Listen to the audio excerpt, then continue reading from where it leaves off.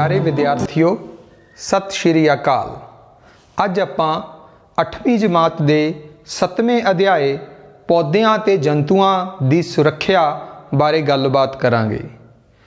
विद्यार्थियों तुसी अपने घर विच कुर्सियां मेज़ या होर तरह का कुछ ना कुछ फर्नीचर जरूर वेख्या होवेगा।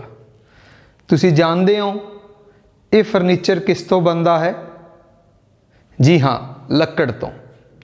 ते लक्कड़ सानू कित्थों प्राप्त हुंदी है? बिल्कुल जंगलों तो। तो ये जंगलों की सुरक्षा बारे आपां गलबात करांगे अज। विद्यार्थियों अपनी जो धरती है ये 8 ग्रहां विचों एक ग्रह है। तो धरती बारे सब तो खूबसूरत गल यह है कि इत्थे जीवन की होंद है। इत्थे जिंदगी के बड़े सोहने फुल खिड़े हुए ने।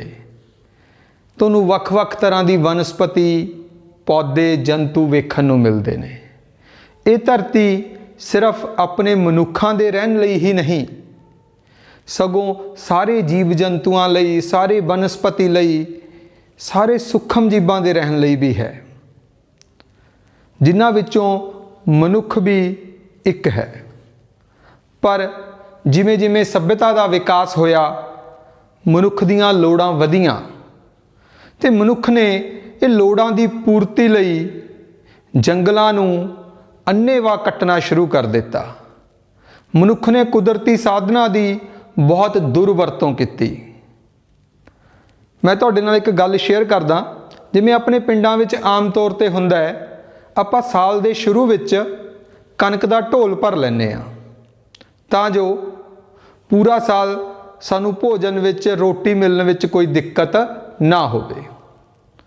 पर विद्यार्थियों तुसी सोच के वेखो, चलो भोजन तो जेकर सानू एक दिन ना मिले, 2 दिन ना मिले, असी जिउंदे रह सकते हाँ। सोचो जेकर तुहानू ऑक्सीजन 10 मिनट ना मिले, 5 मिनट ना मिले, 2 मिनट ऑक्सीजन ना मिले, तो सोचो की होएगा। कि जीवन संभव है? कि असी जियो सकांगे? देखो भोजन इन्ना जरूरी नहीं हैगा, फिर भी आपां पूरे 1 साल का इंतजाम करके रखते हैं, प्रबंध करके रखते हैं। तो ऑक्सीजन भोजन नालों वधेरे जरूरी है, तो उस लिए असी कुछ भी नहीं कर रहे। ये ऑक्सीजन हवा सानू कित्थों मिलती है? जंगलों तो। ये जंगल, ये जंगली जीवन एक तरह के साडे फेफड़े ने। जिवें अपने शरीर च फेफड़े ने जो वो की करते हैं, वो ऑक्सीजन नूं अंदर लिजाण च ते कार्बन डाइऑक्साइड नूं बाहर छड्डण च मदद करते हैं। इस तरह जिहड़े जंगल ने ये भी साडी हवा नूं शुद्ध करते हैं। इत्थों कार्बन डाइऑक्साइड जिहड़ी हैगी है वो सोख लैंदे ने ते ऑक्सीजन छड्डदे ने साडे वास्ते।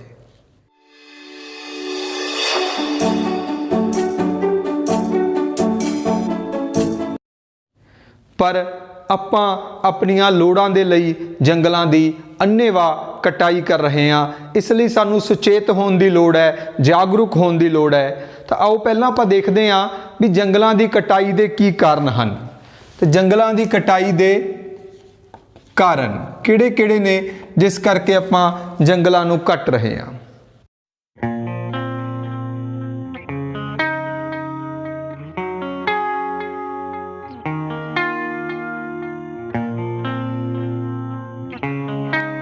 तो पहला आप देखो गल की है, फस्ट पॉइंट की है अपना कि मनुख दीयां लोड़ां वधियां, आबादी वधी। हुण जदों आबादी वधी तो एक ये भी कारण है आबादी का वधना। जो आबादी का वधना है ये अगे होर बहुत कारणों नूं जन्म दिंदा है। दिन प्रतिदिन आबादी वधदी गई, उस नाल की होया, ज़्यादा जो आबादी है उसनूं ज़्यादा भोजन की लोड़ है। तो भोजन की पूर्ति करने लई, भोजन की लोड़ां की पूर्ति करने लई फिर वध जमीन की लोड़ है खेतीबाड़ी लई। तो इस करके मनुख ने जंगलों नूं कटना शुरू किया खेतीबाड़ी लई, तां जो कि मिल सके, जमीन मिल सके। खेतीबाड़ी लई जमीन प्राप्त करन लई ਤਾਂ ਖੇਤੀਬਾੜੀ ਲਈ ਜ਼ਮੀਨ ਚਾਹੀਦੀ ਸੀ, ਇਸ ਕਰਕੇ ਮਨੁੱਖ ਨੇ ਜੰਗਲਾਂ ਨੂੰ ਕੱਟਿਆ ਤੇ ਉਸ ਜਗ੍ਹਾ ਤੇ ਆਪਾਂ ਕੀ ਕਰਨ ਲੱਗੇ, ਖੇਤੀਬਾੜੀ ਕਰਨੀ ਸ਼ੁਰੂ ਕਰ ਦਿੱਤੀ ਤਾਂ ਕਿ ਭੋਜਨ ਦੀਆਂ ਜਿਹੜੀਆਂ ਲੋੜਾਂ ਨੇ ਉਹ ਪੂਰੀਆਂ ਹੋ ਸਕਣ। ਅੱਗੇ ਥਰਡ ਪੁਆਇੰਟ ਕੀ ਹੈ ਆਪਣਾ, ਆਬਾਦੀ ਜਦੋਂ ਵੱਧ ਗਈ ਉਹਦੇ ਰਹਿਣ ਲਈ ਘਰਾਂ ਦੀ ਲੋੜ ਵੀ ਸੀ, ਆਵਾਸ ਸਥਾਨ ਦੀ ਲੋੜ ਸੀ, ਇਸੇ ਕਰਕੇ ਵੀ ਫਿਰ ਕੀ ਕੀਤਾ ਗਿਆ, ਜੰਗਲਾਂ ਨੂੰ ਕੱਟਿਆ ਗਿਆ ਘਰ ਬਣਾਉਣ ਲਈ, ਜਾਂ ਆਪਾਂ ਕਹਿ ਸਕਦੇ ਹਾਂ ਕਲੋਨੀਆਂ ਬਣਾਉਣ ਲਈ।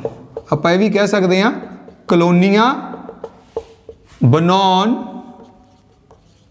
ਲਈ ਜੰਗਲਾਂ ਨੂੰ ਅੰਨ੍ਹੇਵਾਹ ਕੱਟਿਆ ਗਿਆ, ਕਲੋਨੀਆਂ ਬਣਾਈਆਂ ਗਈਆਂ ਤਾਂ ਕਿ ਇਸ ਵੱਧਦੀ ਹੋਈ ਆਬਾਦੀ ਲਈ ਰਹਿਣ ਦਾ ਇੰਤਜ਼ਾਮ ਹੋ ਸਕੇ। ਅਗਲਾ ਪੁਆਇੰਟ ਹੈ ਹੋਰ ਕੀ ਕਾਰਨ ਹੋ ਸਕਦਾ ਹੈ। ਦੇਖੋ ਹੁਣ ਆਪਾਂ ਆਪਣੇ ਘਰਾਂ 'ਚ ਆਪਾਂ ਸਟਾਰਟਿੰਗ 'ਚ ਲੈਕਚਰ ਦੀ ਗੱਲ ਕੀਤੀ ਸੀ ਵੀ ਬਹੁਤ ਸਾਰਾ ਫਰਨੀਚਰ ਹੁੰਦਾ, ਕੁਰਸੀਆਂ, ਮੇਜ਼, ਟੇਬਲਸ ਨੇ, ਅਲਮੀਰਾਜ਼ ਨੇ, ਉਹ ਸਾਰੀਆਂ ਲੱਕੜ ਤੋਂ ਬਣਦੀਆਂ ਨੇ ਤੇ ਉਹ ਲੱਕੜ ਆਪਾਂ ਕਿੱਥੋਂ ਮਿਲਦੀ ਹੈ ਆਪਾਂ ਨੂੰ, ਆਪਾਂ ਜੰਗਲਾਂ ਨੂੰ ਕੱਟ ਰਹੇ ਹਾਂ ਤਾਂ ਫਰਨੀਚਰ ਲਈ।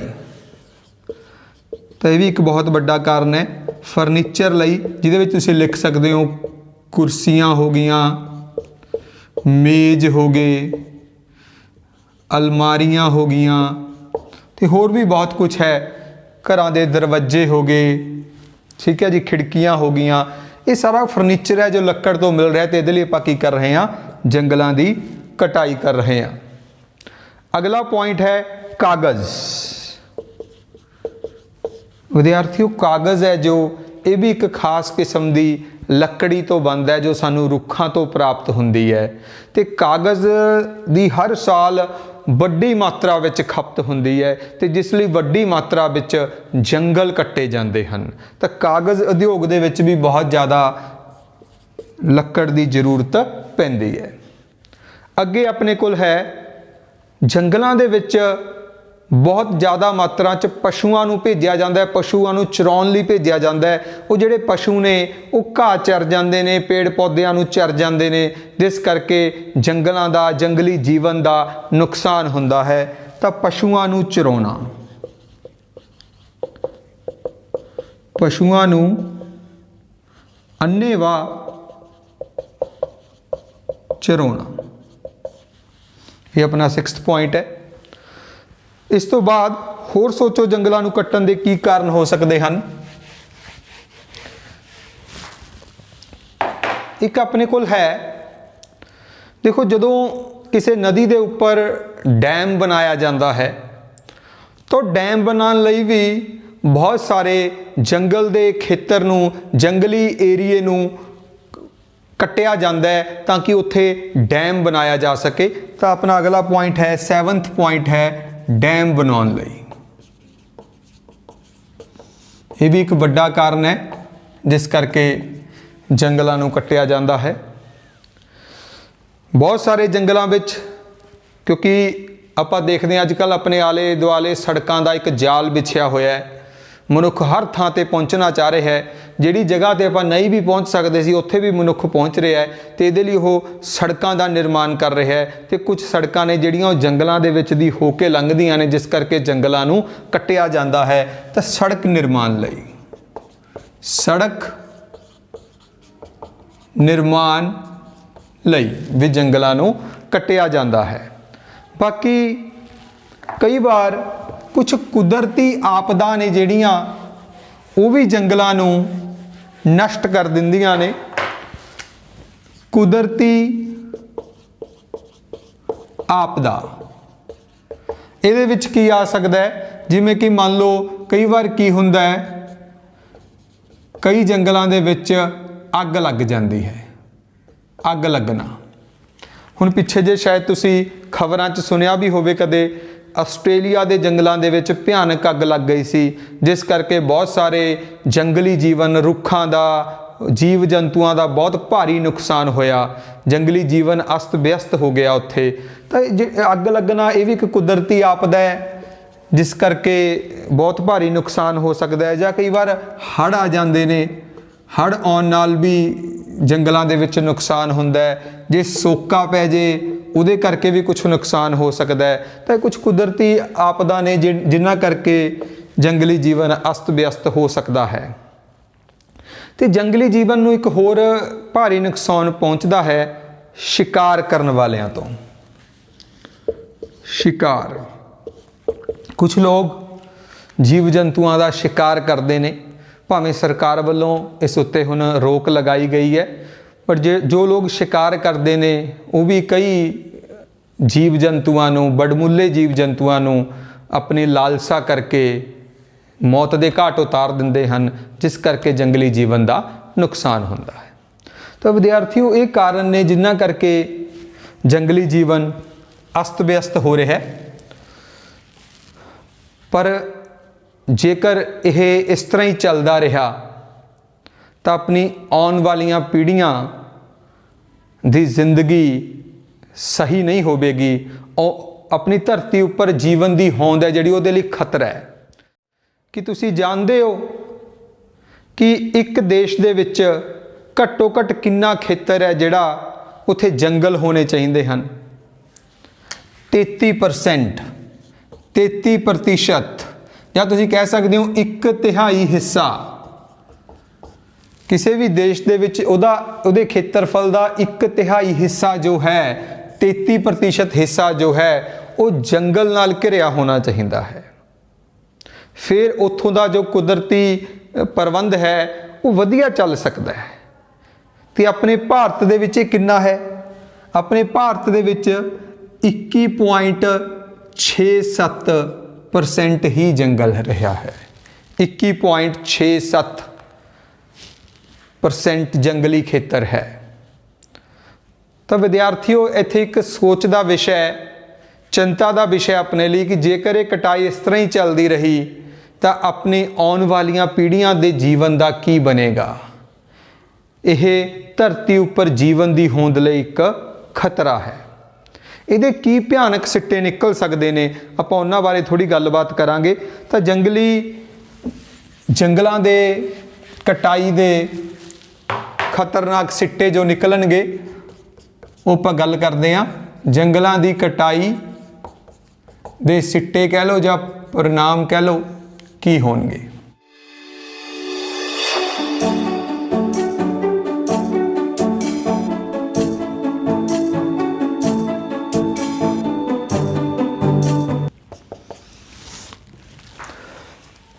पहली गल देखो, आपां नूं पता है भी जिहड़े जंगल ने, रुख ने, ये कार्बन डाइऑक्साइड नूं सोखते हैं तो ऑक्सीजन छड्डदे ने।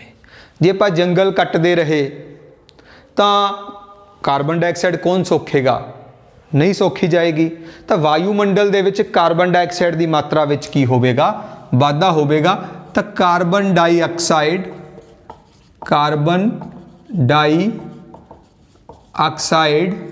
की मात्रा विच वाधा बहुत वड्डा पॉइंट है। कार्बन डाइऑक्साइड, इसनूं आपां CO2 भी लिख दिंदे आ।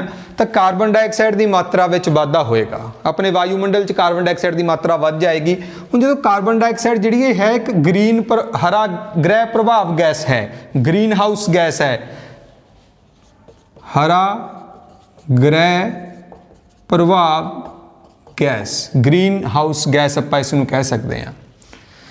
तो जदों इहदी मात्रा वायुमंडल च वधेगी उहदे नाल की होएगा? वायुमंडल दा, धरती दा तापमान वधेगा। जदों तापमान वध गया, तापमान दे वधन नाल की होएगा? जिहड़े ग्लेशियर ने अपने, जिन्हां उपर बर्फ नाल ढके पए ने जिहड़े ग्लेशियर, वो ग्लेशियर जिहड़े हैगे ने वो पिघलना शुरू कर देणगे। ग्लेशियर पिघलना शुरू कर देणगे। हुण जदों ग्लेशियर पिघलणगे जी तो की आउणगे? उहदे नाल हड़ आउणगे, हड़ आउणगे। तो देखो ये बिल्कुल एक लड़ी च चल रहा है। कार्बन डाइऑक्साइड वधेगी, तापमान वधेगा, ग्लेशियर पिघलणगे, हड़ आउणगे। हड़ आउण नाल होर की हो सकता है? जे हड़ आउणगे इहदे नाल जिहड़ी मिट्टी है उहदा की होएगा? भोख होर होएगा। मतलब कि जिहड़ी उपरली उपजाऊ परत है मिट्टी दी वो हड़ां दे पानी नाल बह के चली जाएगी। तो इहदे नाल धरती की उपजाऊ शक्ति है जिहड़ी वो की होएगी? घट होएगी। उपजाऊ शक्ति जिहड़ी हैगी है की कर जाएगी? घट जाएगी। ठीक है जी। तो ये सारे एक चीज़ कार्बन डाइऑक्साइड की मात्रा ਵਧਣ ਦੇ ਇੰਨੇ ਜਿਹੜੇ ਆਪਣੇ ਕੋਲ ਸਿੱਟੇ ਆ ਉਹ ਨਿਕਲਣਗੇ। ਤਾਂ ਇਹਦੇ ਨਾਲ ਆਪਾਂ ਦੇਖ ਰਹੇ ਹਾਂ ਜਿਹੜਾ ਆਪਣਾ ਪੂਰੇ ਦਾ ਪੂਰਾ ਕੁਦਰਤੀ ਸੰਤੁਲਨ ਹੈ ਉਹ ਕੀ ਹੋ ਜਾਏਗਾ, ਵਿਗੜ ਜਾਏਗਾ। ਤਾਂ ਕੁਦਰਤੀ ਸੰਤੁਲਨ ਵਿਗੜ ਜਾਏਗਾ। ਜਿਹੜੇ ਜੰਗਲ ਨੇ ਇਹ बरखा लियाउण च मदद करते हैं, रुख ने जो बरखा लियाउण च मदद करते हैं। तो जंगल कट्टे गए जेकर तो जिहड़ी वर्खा है वो भी सही मात्रा च ते सही समय ते नहीं होएगी, तो वर्खा की मात्रा च घाट आ सकती है। वर्खा की मात्रा विच घाट, नियमित नहीं रहेगी वर्खा, उस च घाट आएगी। तो जेकर वर्खा की मात्रा च घाट आएगी तो की हो सकता है, धरती उपर सोका पै सकता है। धरती उपर की पै सकता है जी, सोका पै सकता है। अगला पॉइंट आप होर इत्थे मैंशन करते हैं नाल दी नाल, इस नाल की होएगा, जिहड़ा धरती हेठला पानी का पद्धर है वो भी की जाएगा, नीवा जाएगा। तो धरती हेठले पानी का पद्धर नीवा हो जाएगा।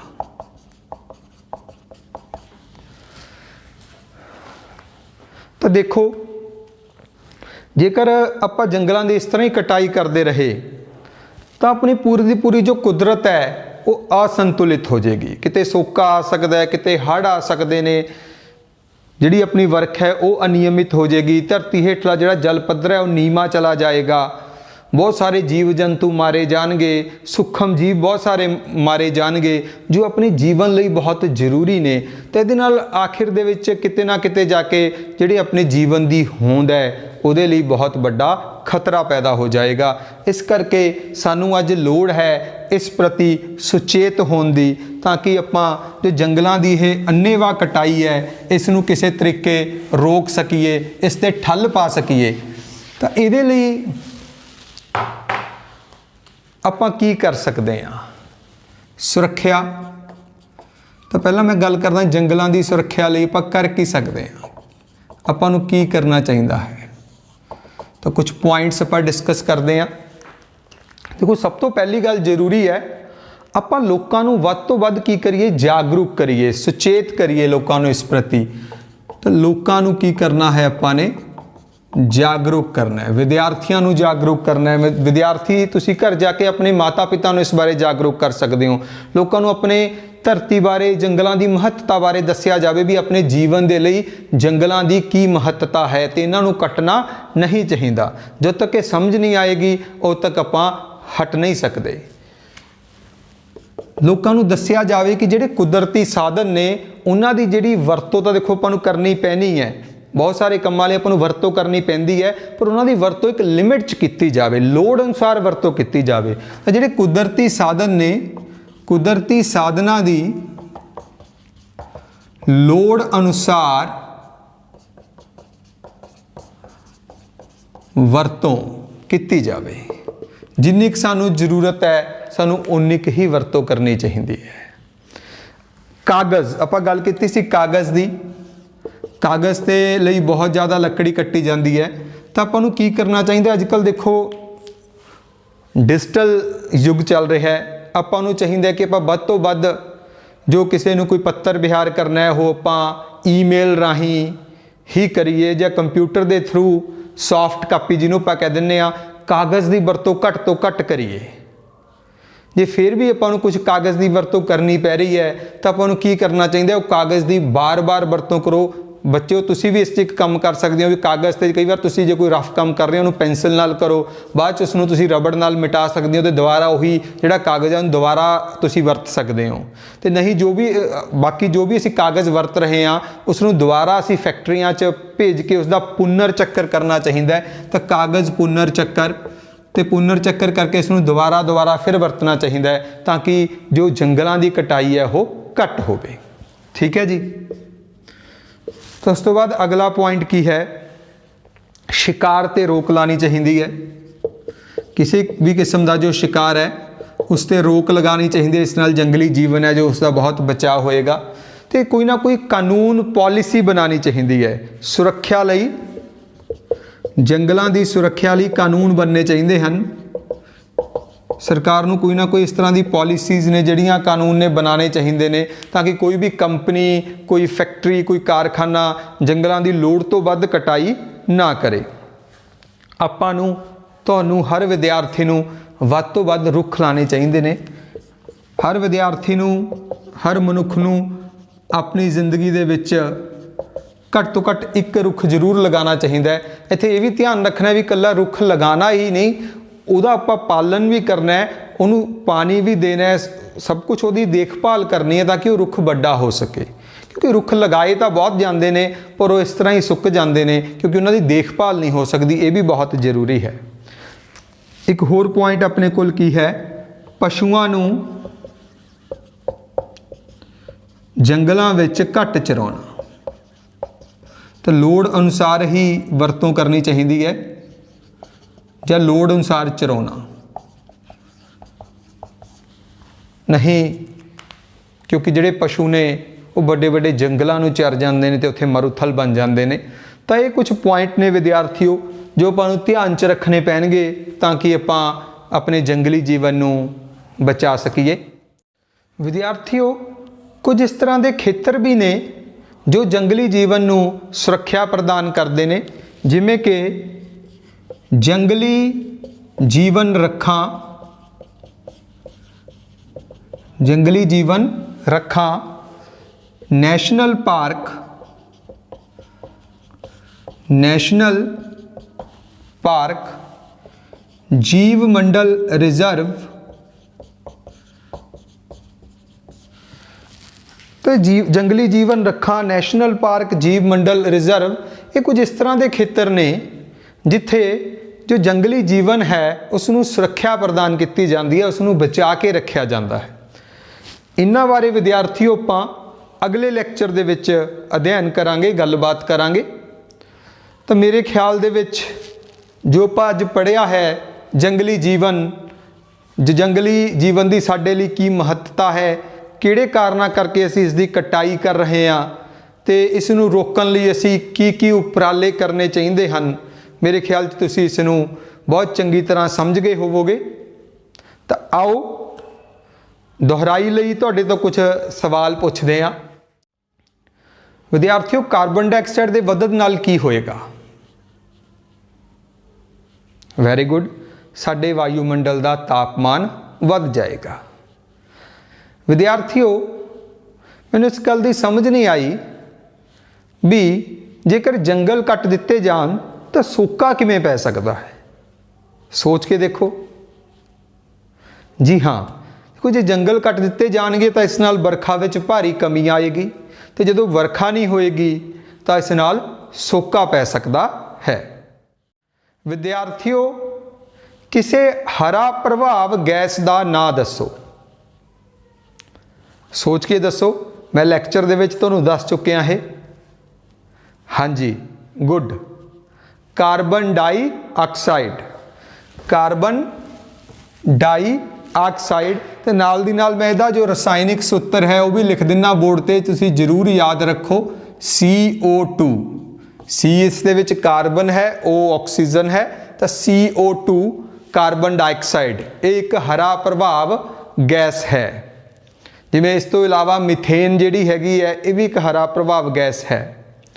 ਅੱਛਾ ਵਿਦਿਆਰਥੀਓ, ਇਹ ਦੱਸੋ ਜੇਕਰ ਜੰਗਲਾਂ ਦੀ ਕਟਾਈ ਕਰ ਦਿੱਤੀ ਜਾਵੇ ਤਾਂ ਇਸ ਨਾਲ ਸਾਡੇ ਵਾਤਾਵਰਣ ਤੇ ਕੀ ਪ੍ਰਭਾਵ ਪਵੇਗਾ? ਸਾਡੇ ਵਾਤਾਵਰਣ ਨੂੰ ਕੀ ਨੁਕਸਾਨ ਹੋਏਗਾ? ਮਾਈਂਡ ਦੇ ਵਿੱਚ ਸੋਚੋ ਚੰਗੀ ਤਰ੍ਹਾਂ।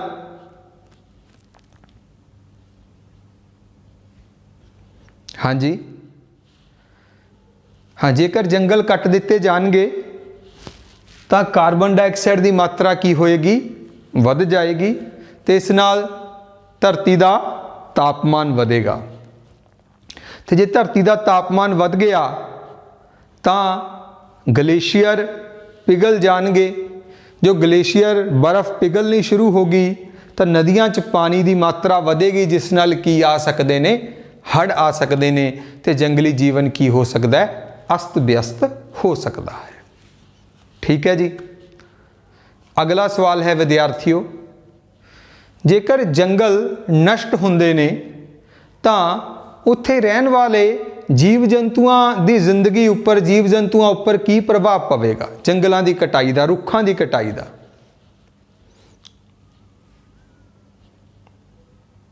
ਹਾਂਜੀ, ਦੇਖੋ ਜੇਕਰ ਜੰਗਲ ਕੱਟ ਦਿੱਤੇ ਜਾਣਗੇ ਤਾਂ ਬਹੁਤ ਸਾਰੇ ਜੀਵ ਜੰਤੂਆਂ ਦਾ ਜੋ ਆਵਾਸ ਸਥਾਨ ਹੈ, ਜਿੱਥੇ ਉਹ ਰਹਿੰਦੇ ਨੇ, ਜੰਗਲ ਉਹਨਾਂ ਦਾ ਘਰ ਨੇ, ਘਰ, ਤਾਂ ਬਹੁਤ ਸਾਰੇ ਜੀਵ ਜੰਤੂਆਂ ਦਾ ਜਿਹੜਾ ਆਵਾਸ ਸਥਾਨ ਹੈ ਉਹ ਨਸ਼ਟ ਹੋ ਜਾਊਗਾ।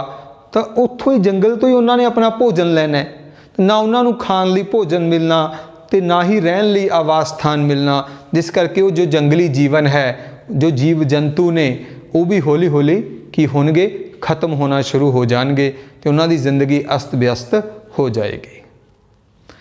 ਅੱਛਾ, ਜੇਕਰ ਇਹ ਜੰਗਲੀ ਜੀਵਨ, ਇਹ ਜੰਗਲਾਂ ਦੀ ਕਟਾਈ ਇਸ ਤਰ੍ਹਾਂ ਹੀ ਚੱਲਦੀ ਰਹੀ ਤਾਂ ਕੀ ਮਨੁੱਖ ਜਾਤੀ ਉੱਪਰ ਇਸ ਦਾ ਕੋਈ ਪ੍ਰਭਾਵ ਪੈ ਸਕਦਾ ਹੈ? ਸੋਚੋ। ਹਾਂਜੀ, ਕਿਉਂਕਿ ਜੰਗਲ ਹੀ ਨੇ ਜੋ ਸਾਨੂੰ ਕੀ ਪ੍ਰਦਾਨ ਕਰਦੇ ਨੇ, ਆਕਸੀਜਨ ਸਪਲਾਈ ਕਰਦੇ ਨੇ, ਤੇ ਆਕਸੀਜਨ ਕਰਕੇ ਹੀ ਆਪਾਂ ਕੀ ਹਾਂ, ਜਿਉਂਦੇ ਹਾਂ। ਤਾਂ ਜੇ ਜੰਗਲ ਨਾ ਰਹੇ ਤਾਂ ਸਾਨੂੰ ਆਕਸੀਜਨ ਨਹੀਂ ਮਿਲੇਗੀ ਤੇ ਸਾਡਾ ਜਿਉਂਦੇ ਰਹਿਣਾ ਸੰਭਵ ਨਹੀਂ ਹੈ। ਮਨੁੱਖ ਦੀ ਹੋਂਦ ਨੂੰ ਕੀ ਹੈ, ਖਤਰਾ ਹੈ। ਹੋਰ ਵੀ ਬੜਾ ਕੁਝ ਆਪਾਂ ਡਿਸਕਸ ਕੀਤਾ ਸੀ ਜੋ ਸਾਨੂੰ ਜੰਗਲਾਂ ਤੋਂ ਮਿਲਦਾ ਹੈ। ਤਾਂ ਜੇ ਸਭ ਕੁਝ ਜੰਗਲ ਦੀ ਕਟਾਈ ਆਪਾਂ ਕਰਦੇ ਰਹੇ ਤਾਂ ਇੱਕ ਤਰ੍ਹਾਂ ਨਾਲ ਕੁਦਰਤ ਦੇ ਵਿੱਚ ਅਸੰਤੁਲਨ ਪੈਦਾ ਹੋ ਜਾਏਗਾ, ਕੁਦਰਤੀ ਪ੍ਰਬੰਧ ਜੋ ਹੈ ਪੂਰਾ ਵਿਗੜ ਜਾਏਗਾ, ਤੇ ਜਿਸ ਕਾਰਨ ਧਰਤੀ ਉੱਪਰ ਜੀਵਨ ਨੂੰ ਖਤਰਾ ਹੋ ਸਕਦਾ ਹੈ। ਅੱਛਾ ਵਿਦਿਆਰਥੀਓ, ਫਿਰ ਜੰਗਲੀ ਜੀਵਨ ਦੀ ਸੁਰੱਖਿਆ ਲਈ ਕੁਝ ਖਾਸ ਖੇਤਰ ਹੁੰਦੇ ਨੇ, ਉਹਨਾਂ ਦੇ ਨਾਮ ਦੱਸੋ। ਹਾਂਜੀ, ਵੈਰੀ ਗੁੱਡ। ਜੰਗਲੀ ਜੀਵਨ ਰੱਖਾਂ, ਨੈਸ਼ਨਲ ਪਾਰਕ ਤੇ ਜੀਵ ਮੰਡਲ ਰਿਜ਼ਰਵ। ਅੱਛਾ ਵਿਦਿਆਰਥੀਓ, ਜੰਗਲਾਂ ਦੀ ਕਟਾਈ ਨੂੰ ਰੋਕਣ ਲਈ ਜਾਂ ਜੰਗਲੀ ਜੀਵਨ ਨੂੰ ਬਚਾਉਣ ਲਈ ਤੁਸੀਂ ਕੀ ਕਰੋਗੇ? ਸੋਚੋ, ਆਪਣੇ ਦਿਮਾਗ ਦੇ ਵਿੱਚ ਸੋਚੋ ਵੀ ਤੁਸੀਂ ਕੀ ਕਰਨਾ ਚਾਹੋਗੇ ਇਹਦੇ ਲਈ। ਹਾਂਜੀ, ਹਾਂ, ਇੱਕ ਤਾਂ ਤੁਸੀਂ ਆਪਣੇ ਪਿੰਡ ਦੇ ਵਿੱਚ, ਆਪਣੇ ਸ਼ਹਿਰ ਦੇ ਵਿੱਚ ਲੋਕਾਂ ਨੂੰ ਇਸ ਬਾਰੇ ਕੀ ਕਰੋਗੇ, ਸੁਚੇਤ ਕਰੋਗੇ, ਜਾਗਰੂਕ ਕਰੋਗੇ, ਆਪਣੇ ਮਾਤਾ ਪਿਤਾ ਨੂੰ ਜਾਗਰੂਕ ਕਰੋਗੇ। ਤੇ ਤੁਸੀਂ ਇੱਕ ਗੱਲ ਹੋਰ ਜ਼ਰੂਰ ਕਰਨੀ ਹੈ, ਪ੍ਰਣ ਲੈਣਾ ਹੈ, ਤੁਸੀਂ ਆਪਣੀ ਜ਼ਿੰਦਗੀ ਦੇ ਵਿੱਚ ਘੱਟ ਤੋਂ ਘੱਟ ਇੱਕ ਰੁੱਖ ਜ਼ਰੂਰ ਲਾਓਗੇ ਤੇ ਉਸ ਦਾ ਪਾਲਣ ਵੀ ਕਰੋਗੇ, ਉਸ ਦੀ ਦੇਖਭਾਲ ਵੀ ਕਰੋਗੇ ਜਦੋਂ ਤੱਕ ਉਹ ਰੁੱਖ ਪੂਰਾ ਵੱਡਾ ਨਹੀਂ ਹੋ ਜਾਂਦਾ। ਇਸ ਨਾਲ ਹੀ ਰੁੱਖ ਲਗਾਉਣ ਨਾਲ ਆਪਾਂ ਆਪਣੇ ਧਰਤੀ ਦੀ ਜੋ ਹੋਂਦ ਹੈ, ਜੀਵਨ ਦੀ ਹੋਂਦ ਹੈ, ਉਸ ਨੂੰ ਕੀ ਕਰ ਸਕਦੇ ਹਾਂ, ਬਚਾ ਸਕਦੇ ਹਾਂ। ਵਿਦਿਆਰਥੀਓ, ਜੋ ਜੰਗਲ ਨੇ ਇਹ ਕਿਸ ਤਰੀਕੇ ਨਾਲ ਕੰਮ ਕਰ ਰਹੇ ਨੇ? ਇੱਕ ਉਦਾਹਰਨ ਆਪਾਂ ਗੱਲ ਕੀਤੀ ਸੀ ਵੀ ਜਿਵੇਂ ਆਪਣੀ ਮਨੁੱਖੀ ਸਰੀਰ ਦਾ ਕਿਹੜਾ ਅੰਗ ਹੈ, ਜਿਸ ਤਰ੍ਹਾਂ ਜੋ ਜੰਗਲ ਜਿਹੜੇ ਹੈਗੇ ਨੇ ਉਹ ਕੰਮ ਕਰਦੇ ਨੇ, ਮਨੁੱਖੀ ਫੇਫੜਿਆਂ ਦੀ ਤਰ੍ਹਾਂ। ਜਿਵੇਂ ਆਪਣੇ ਫੇਫੜੇ ਆਪਣੇ ਸਰੀਰ ਅੰਦਰ ਸ਼ੁੱਧ ਹਵਾ ਲੈ ਕੇ ਜਾਂਦੇ ਨੇ, ਆਪਾਂ ਨੂੰ ਸ਼ੁੱਧ ਹਵਾ ਪ੍ਰਾਪਤ ਕਰਨ 'ਚ ਮਦਦ ਕਰਦੇ ਨੇ, ਇਸ ਤਰ੍ਹਾਂ ਹੀ ਜਿਹੜੇ ਜੰਗਲ ਨੇ ਉਹ ਜੰਗਲ ਵੀ ਆਪਾਂ ਨੂੰ ਸਾਫ਼ ਸ਼ੁੱਧ ਹਵਾ ਪ੍ਰਦਾਨ ਕਰ ਰਹੇ ਨੇ, ਆਪਣੇ ਵਾਤਾਵਰਨ ਨੂੰ ਸਾਫ਼ ਕਰਦੇ ਨੇ, ਮੀਂਹ ਲਿਆਉਣ ਵਿੱਚ, ਵਰਖਾ ਲਿਆਉਣ ਵਿੱਚ ਮਦਦ ਕਰਦੇ ਨੇ। ਮੇਰੇ ਖਿਆਲ ਦੇ ਵਿੱਚ ਤੁਸੀਂ ਇਸ ਚੈਪਟਰ ਦਾ ਜੋ ਪੋਰਸ਼ਨ ਆਪਾਂ ਪੜ੍ਹਿਆ ਇਸ ਨੂੰ ਬਹੁਤ ਚੰਗੀ ਤਰ੍ਹਾਂ ਸਮਝ ਗਏ ਹੋਵੋਗੇ। ਧੰਨਵਾਦ।